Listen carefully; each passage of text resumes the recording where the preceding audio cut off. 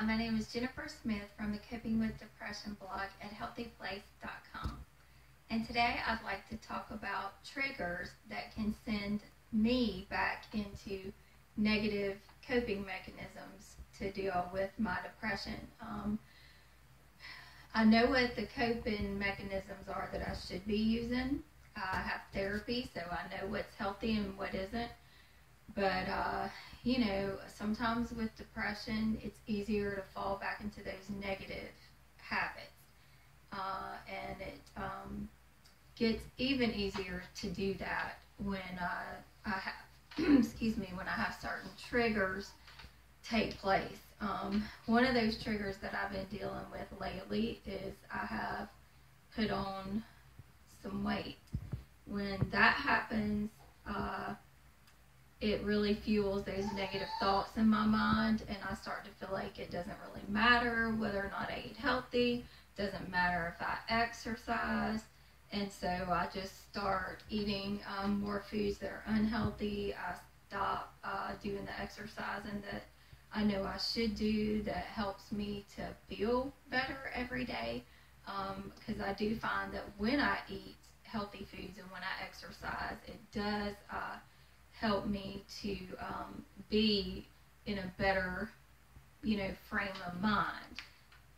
So that is one thing that I've noticed lately is that I have allowed that to put me back into those negative coping mechanisms of just wanting to sit around, scroll through social media, not be active, and just sit there and let this weight I put on fuel negative thoughts about myself, which is ridiculous because our weight should never determine our worth.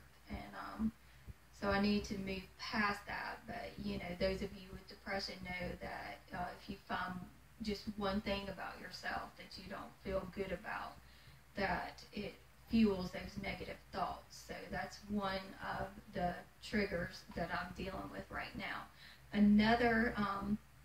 Another trigger I have is things that people say. Sometimes these things are not intentional, but they'll hurt anyway. And other times they are intentional. People just say things that seems like just to hurt you, and they do it on purpose.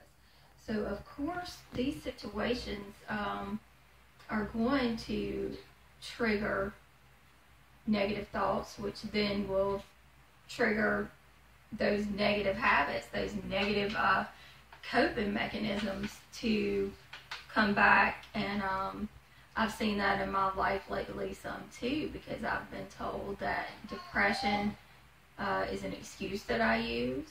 I've been told I use it to get attention, and I'm sure many of you have heard that too.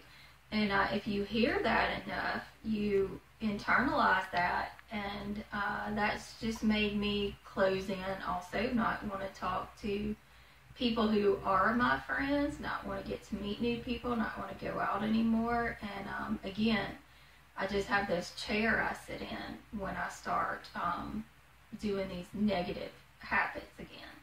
And I just, like I said, scroll through Instagram, Facebook, disconnect. And that's not what I need to do. It's not what any of us need to do for a long period of time. Another thing I've been dealing with is some physical pain. I was in a mild car accident where a woman rear-ended my vehicle, but when it happened, it has caused me to have some neck pain. So that physical pain I have is also triggering negative coping skills, because again, I don't really want to do as much because of the pain that I'm in physically. And so that makes my depression even worse, because I sit around and think, okay, well, I already have depression, now I have this physical pain, I can't do anything, all I can do is sit here, worthless, all those thoughts. So when, again, you have negative thoughts, it's very easy to slip into those negative coping mechanisms.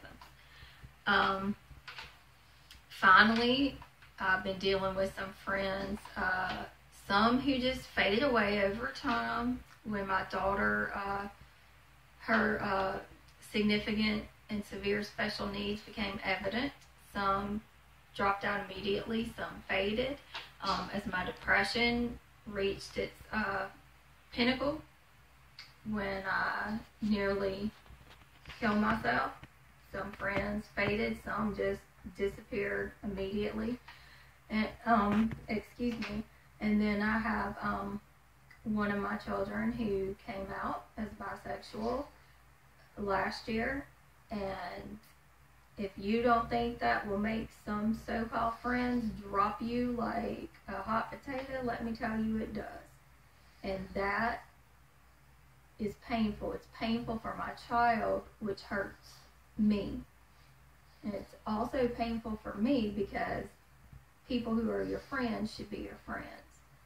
And it's ridiculous and hateful and judgmental reason for someone not to be your friend. And so that triggers negative thoughts, and it triggers a lot of pain because I see my daughter hurt, and that also causes me to fall back into my negative coping mechanisms for dealing with my depression. So I am on a path right now to go back to those healthy coping mechanisms. And it's hard, but I've got to do it. So if you're in that place right now, you're not alone. Together we can work on this. And I'm not saying I'm there, but I've got to get there. And so can you. Don't give up.